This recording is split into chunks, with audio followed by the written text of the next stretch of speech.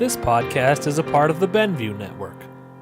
You can find this and other podcasts like it at BenviewNetwork.com. This podcast often contains controversial or mature topics. You have been warned. Welcome back to the Raygun Reader's travel blog. Travel vlog. What's it called when it's just an audio blog? Travel-AUG. Travel-AUG. Travel-AUG. Travel-AUG. Broadcasting from the Galactic Travel-AUG. No, don't say that. That might be patented. Galactic Travel-AUG is patented? I don't know. You mean trademarked? Maybe an audio log is just called a log. It's called a blog because it's a boring log. A boring old log? It's a bowlog? It's a bowlog. That's offensive to bowlogs. A lot of my friends are bowlogs. Bowlogs are just... But how can you be friends with them? They're just the worst. Well, I mean, some of us look beyond species-based prejudices. Well, thankfully, we've been away from the bowlogs for at least 2 weeks now. We've been away from everybody for 2 weeks. What was your favorite part about where we went? I had a name for them, and I forgot it. You discovered them. That's why you have a name for them. They didn't. They weren't previously named by any computer system. I did. They were randomly. I randomly selected the name. The Carlods, which are species indigenous to nebulas, and where we were vacationing. How traditional of you to name something you've discovered after yourself. I have no idea what you're talking about. No, this name was completely random. The Carlods are actually pretty interesting species because they speak through villi and they have a very interesting accent. They speak through villi? Yeah. They're vibrating villi in their, I suppose you could call them faces. Pray tell what a villi is? Vibrating hair. Oh. You mean like silica? Oh, am I saying the wrong thing? Wait. Or flagella, I guess. Flagellum. Oh, any of numerous minute elongated projections set closely together on a surface, typically increasing its surface area for the absorption of substances. Huh. So... They don't talk through their absorption of substances. They talk through their suction holes. In a melodious cacophony that words cannot describe. That might have been when we split up, because I don't remember anything you're describing on my vacation. What? I thought you were with me the whole time. I mean, there was one point... Did you create a surrogate again? No. You can't do that, man. How dare you? That is a baseless accusation. I would never create a surrogate that would ruin our friendship. That one point where we split up because, I mean, we didn't... You have this annoying habit of, like, I'm walking in front of you, and then you just peel off and don't tell me. And then by the time I look around, like half an hour's passed and I don't see you. And so you just decide to send in your robot with a jetpack to find me? I mean, I'm not going back. I got a vacation to be on. Now, what I saw... I love how you think I'm running away from you when you're sleeping on a beach. I didn't think you were running away. I think you were just aimlessly wandering away. From you while you're sleeping? Yes. Okay. I mean, the buddy system exists, okay, for a reason. Yeah, the buddy system is for people who are aware that they have a buddy at the time that the buddy is there. I can be aware of you when I'm sleeping. It's a deep meditative trance. Fueled by pina coladas. Anyway, welcome back to Raygun Readers. We've been out of the game for a while. Episode something. Oh, yeah, we were gone for a week. And then we were sick and busy for the next week. No. We were in a nebula the entire time. You can have nebula sickness. Yes, nebula sickness. Nebula sickness. It's very out of body experience. We got to get ourselves checked out. You basically, it's kind of like astral projection where you watch yourself thrown up in a toilet. But it's contagious. The throw up in the toilet is contagious.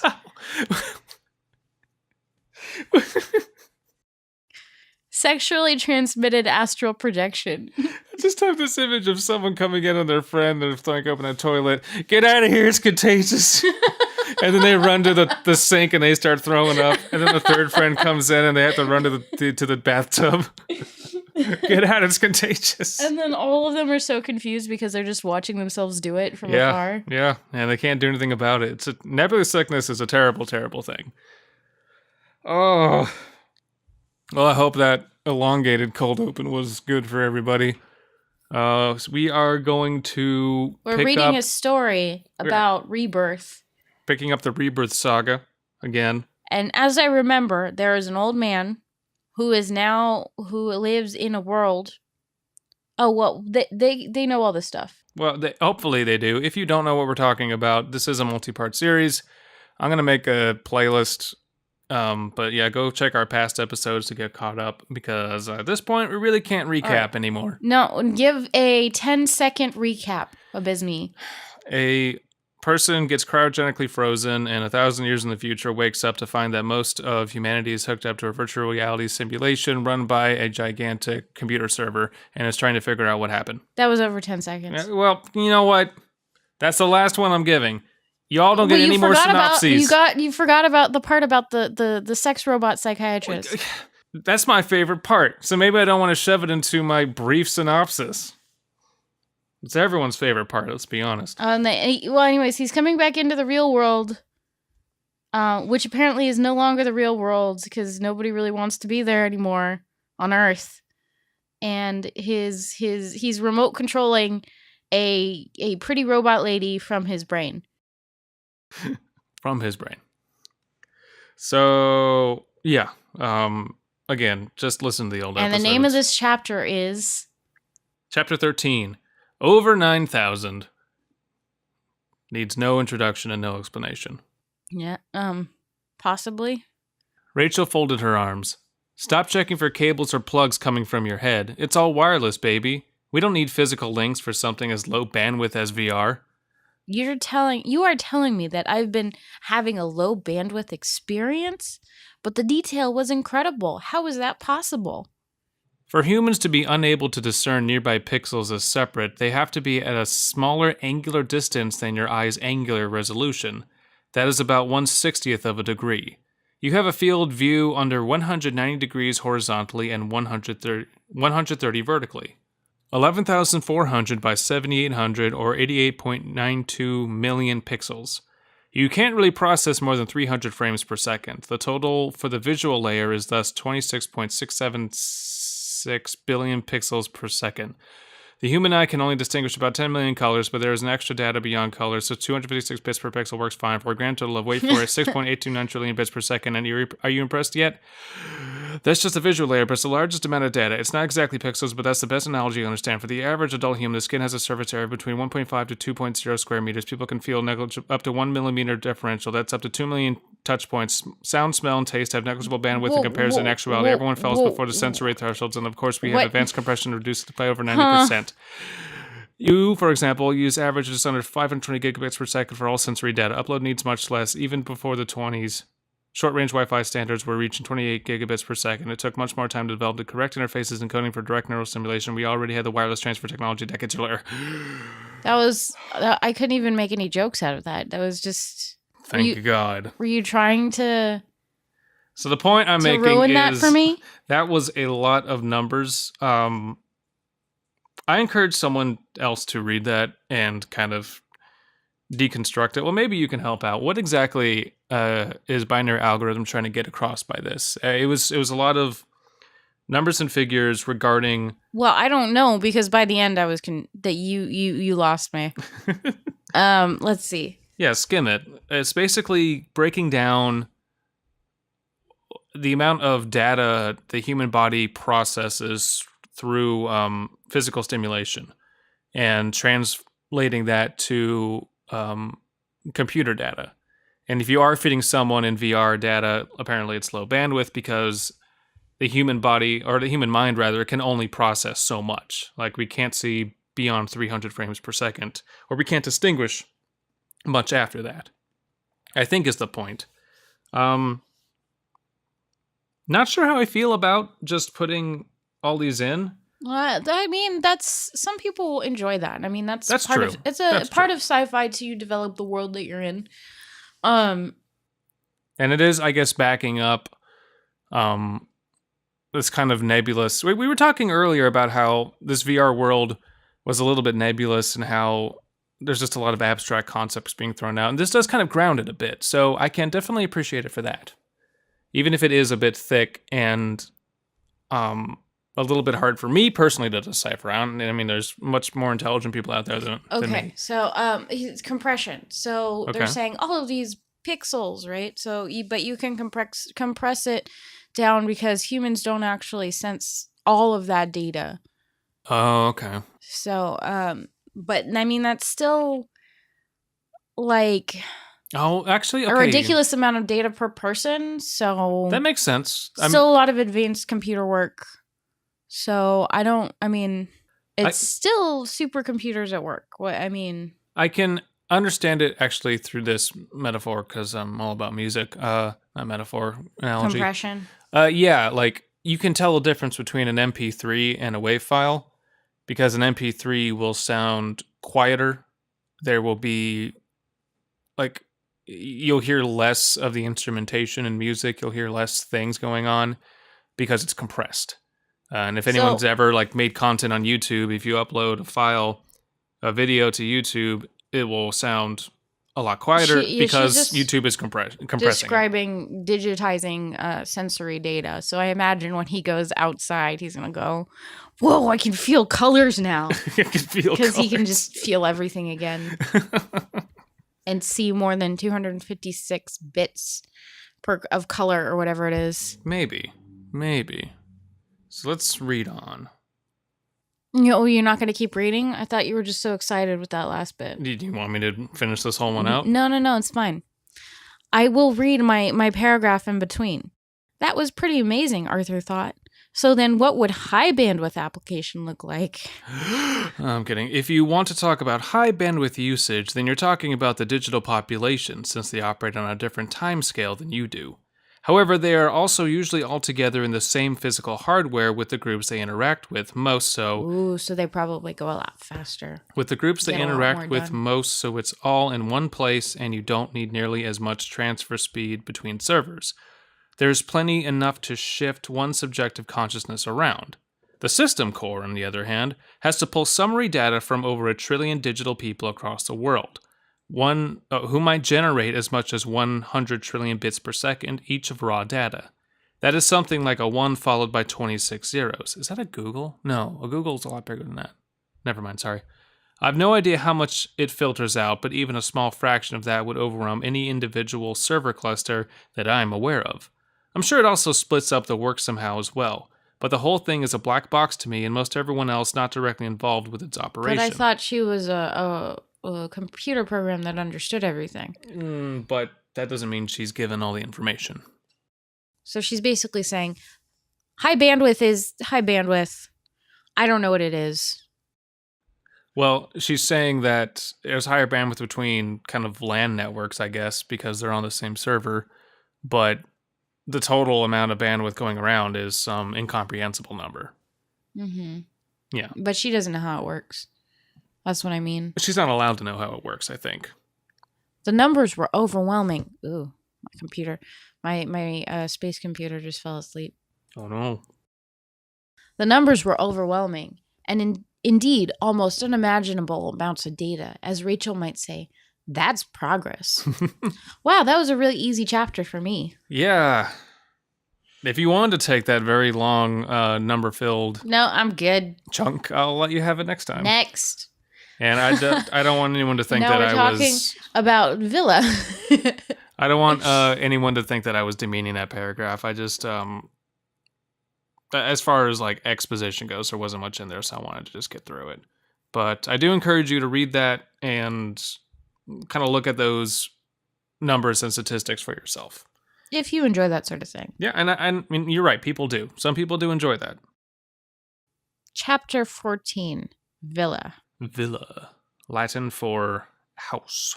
Not Well, no, that's not true. Not to be confused with villi, which are any numerous minute elongated projections set closely together on a surface, typically increasing its surface for the absorption of Call them substances. suckholes. In particular. Talk about the suckholes. So villa, which is Latin for, it's like a state house. Because a villa is bigger than just a regular house. Overlooking the beach, I imagine. Usually a villa was a house where rich Romans would go like to Summer not houses. be in Rome. They're summer houses. A rich estate, a rich mansion with a farm around it and vineyards and shit. Arthur began to think about what the system core, with its ridiculously unimaginable bandwidth, might be up to. Its avatar said they were monitoring him. It was a bit creepy. Before he could go too far down that train of thought, he was interrupted by the opening of the single door in the room he was in. You wanted me to see what's outside VR, right? You'll be able to see plenty just outside this door. That's right. What the heck is out there anyway, Arthur thought. He stepped through the portal. Bright light hit his eyes, and he covered them for a minute, slowly peeking out as they adjusted. A well-lit cityscape lay before him, and it appeared to be nighttime. He couldn't yet make out many details, but the room he had just left was on top of some kind of larger structure that afforded a wide view of most of the buildings. He turned to one side and noticed that humans are no longer born. They are grown. He turned to one side and noticed that it wasn't a structure at all, but terrain. The small building housing his cryopod was apparently resting on a hillside. The immediate area was covered in greenery with trees interspersed throughout. He estimated a few square miles. The remainder was covered in endless rows of smaller structures, although it wasn't immediately obvious what their purpose was since they were hard to make out in the dark. Really, they don't sort of stack these people in tiny apartment spaces. Yeah. He's just basically in a shack on a hill. Interesting. I wonder why. Or if that was just overlooked. Why are we out in the middle of nowhere? I had the pod relocated from the storage vault okay. underground. I thought you might like your first outdoor experience to be more outdoorsy. Breathe some fresh air, you know? The city lights are far away and set low because your eyes are fine. Although your eyes are fine, your brain isn't used to processing them. Full sunlight would have caused you a pretty bad headache. If you're wondering what all of those things are around us, it's just solar panels. They'll absorb some residual light, but aren't doing much until daylight comes. It's not necessary to cover every bit of the planet since, on balance, there's too much power generated already. I am sure a use will be found for it at some point. The upside of that is having your own little land plot here. I studied your aesthetic style when building in VR and then read up on a few hundred design books. The result is a set of gardens that I think you will enjoy. Shall we take a walk and stretch those legs? So there. He walks out and she immediately just makes him a garden. Doesn't he want to see how the world is? Yeah. She's going out of her way to make him very comfortable. Well, I mean, that's her purpose, right? But remember that she was opposed to all this, and then the system core kind of reset her, and now she's being overly cooperative. I'm still very suspicious of this. This whole story, it feels like it's kind of a waste of time to be suspicious because, like, anything could be happening. They could still be in the Matrix. They could, True. I mean, we don't know yet. I mean, they have control of his body entirely. They could have killed him. They could do whatever they want with him. Which I'm not minding that mystery. I'm just kind of voicing my suspicions. Everything is, any number of things could be happening. Arthur saw no reason not to, and took a deep, slow breath in and started to walk beside Rachel. The temperature of the air was mild, not cold, and it helped him become a bit more alert. It was also sweet, a strange blend of floral tones and spices. Was it cinnamon or anise? Maybe a bit of both? Was whatever it was a bit intoxicating, and he found himself very relaxed. So much so that he almost lost his balance and had to remind himself to make more deliberate steps until he was used to walking again. They're drugging him. See, he could be in the Matrix and they could be drugging him right now. Yeah, just overloading his senses. I don't know. Rachel glanced over, but didn't comment on his near fumble. They entered what seemed to be the central garden or main focal point. The property was lighted, but in much more elaborate ways than simply white or yellow floodlights. Practically every color was used somewhere to great advantage, highlighting or in some cases contrasting the color of a bush, tree, or flower bed. The first is an adaptation of a French formal garden. I know that you appreciate symmetry and geometry, so I thought it would make a good centerpiece. Well, that's thoughtful. Arthur nodded, amazed at the level of detail in both the sculpted plants and the tiled artwork on the ground.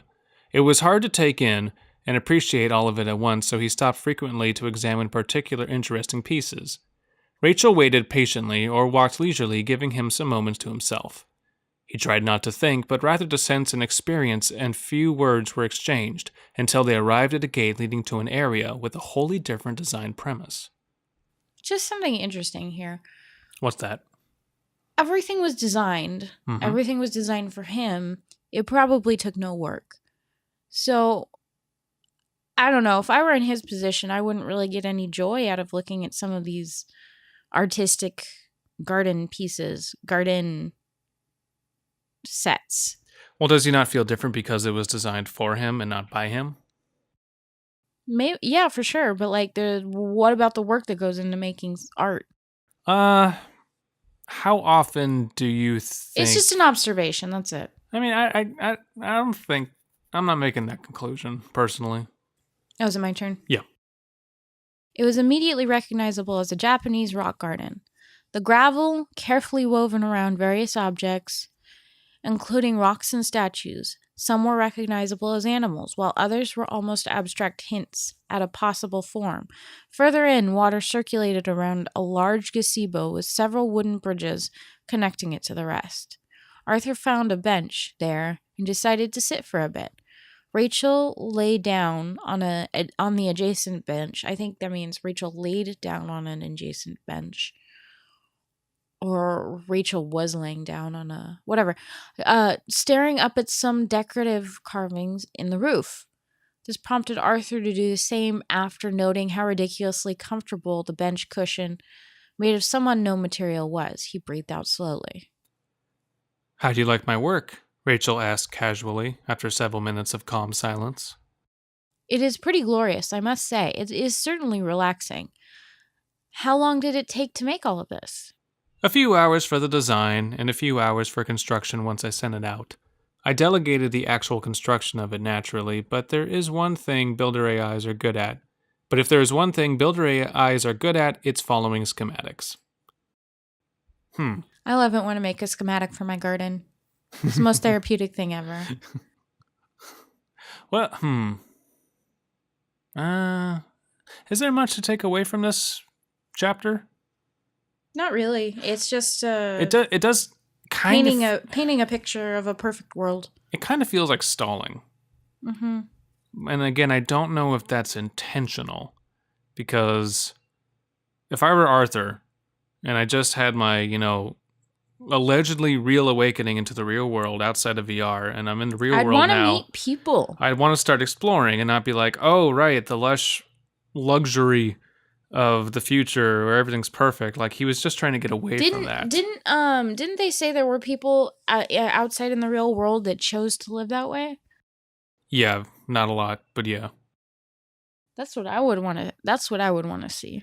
Yeah, it's I almost feel like this is an intentional stalling tactic. For sure. So let's see in the next chapter. Called Ghost Town. Ooh. Kinky. There was a garden that was essentially a stone pathway through dense trees and another with a more modern layout. He still favored the Oriental garden most, but decided it was good to explore different things, and there was something to appreciate in all of them. When the tour was concluded, Rachel looked toward the valley where the city was. I guess I did all of this to emphasize the base reality can be made into your concept of beautiful. It doesn't have to be like the city. I know you were fond of urban environments. Truthfully, we could tear it all down and it would have little impact on anything except that a few people prefer to live there and have requested it to be preserved for them. Most that thought of it as home originally have moved on because while the buildings remain, the spirit of the city just isn't the same without all the people. This feels like she's describing heaven now. Kind of. But then, yeah, there's that old question of what is perfection and is it actually perfect? It looks pretty far away. I don't suppose we're going to walk there. Naturally, no. I've arranged for transportation for us. An object about the size of a car could be seen swooping in from behind a tree, pushing a fair bit of air around as evidences by the tree nearby, but making very little noise. It had 2 turbines in front of the passenger area, to the left and right, facing upwards. It also appeared to have 2 more turbines behind that, but facing backwards. The combination seemed that it would generate both lift and thrust, but there were some other airfoils and control surfaces that would have combined in ways that were not immediately obvious. It landed so gracefully and quickly that Arthur had no concerns about its flight worthiness, as there were currently no passengers in the compartment, or should it be more appropriately called a cockpit, such as in such a flying car-like vehicle. He could only imagine that an AI was piloting it. The door nearest them glided upward smoothly to open. Rachel scooted over on the single seat the width of the cabin, and Arthur did the same. It was uncomfortable, but there was no dashboard or instrument panel to be found. Arthur reflexively went to pull his seatbelt, but found that there wasn't one. He looked around on his sides for something to strap in, just in case it wasn't in the traditional place. Oh, we don't use those anymore. First of all, these can handle in any weather, including a hurricane. Second, we can predict the weather with near-perfect accuracy. Finally, we can stabilize most weather systems. Oh, gosh. So, I thought in perfecting the virtual world, they had only perfected the virtual world. So now they have flying cars that work no matter what, and complete ability to manipulate reality as well. Not to manipulate, to predict. Predict and manipulate, the way she manipulated the gardens into anything they wanted. They preserved the cityscape because they were asked to, and that's it. Remember? Yeah, but that infrastructure was already in place. Finally, we can stabilize most weather systems and temperature differentials before they become an issue. So now they can literally affect the planet's weather. In any case, if anything were to begin a crash trajectory, nanobots on the ground would immediately create a safety platform to absorb the impact. As it stands, this model has a perfect track record across billions of trips globally. Oh, well, that's nice to hear. So it has a 5-star crash rating, huh? Rachel rolled her eyes. It didn't take long at speed to reach their destination. The car landed in what looked like a transport hub of sorts near the center of the city. Bus and rail lines lay dormant. There was also a large airport nearby, but something was off. While the area was lit brightly to Arthur's sensitive eyes, there was no sound to be heard except his own breathing. For a city this size, there should have been traffic or else some other noises. He thought about what he had been told and realized why. The city was nigh abandoned. A similar-looking vehicle, but without turbines, pulled up adjacent. They were transferred between vehicles. I figured you'd want to drive around and tour the city a bit instead of flying, since it's more familiar. At least there is no traffic to contend with. Arthur was shuttled around various main streets and highways at a fast clip. The buildings and their signage looked authentic, though he knew there wasn't anyone around to provide any of the services advertised. Banks were obviously irrelevant. Who needed the Greater Nevada Credit Union or HSBC now when money was a non-issue? He was sure that any restaurant food could be replicated for him, but there was no need for any of them except perhaps the inside decor and ambience. He recalled the Black Bear Diner, a chain where he could order a huckleberry malt with extra malt naturally. He might have to have one of those later, but for old time's sake. The casinos were still there mostly. Peppermill, Grand Sierra Resort, and Atlantis, his personal favorite. They had the best gelato. Naturally. The Nugget had apparently gone out of business and was nowhere to be found. All of these buildings, seemingly held as historical monuments to the city of Reno, were unnecessary, he realized. Any of them could be experienced in VR and tuned to their users' wishes. I have some thoughts, but I think I want to save them until after the chapter. Okay. Rachel broke the silence. The entire city has been mapped and converted to VR like all other man-made structures. Once the final person gives up their lock on the physical city, which is projected to happen within the next 10 to 15 years, the entire thing will be demolished and replaced with solar panels, most likely as it will no longer be wanted. Most of the residents are experiencing it already in VR, and that is where the city really lives. I suppose, Arthur began, it doesn't really matter where there is a virtual copy somewhere. It's not like the information or history of the place is lost. The physical city already is dead, which is apparent to me. There's no utility in keeping two copies forever. Hell, you could probably copy it back from VR to here if you really wanted to, assuming there was a reason to. Easily. And that concludes chapter 15. In the world where everything is possible.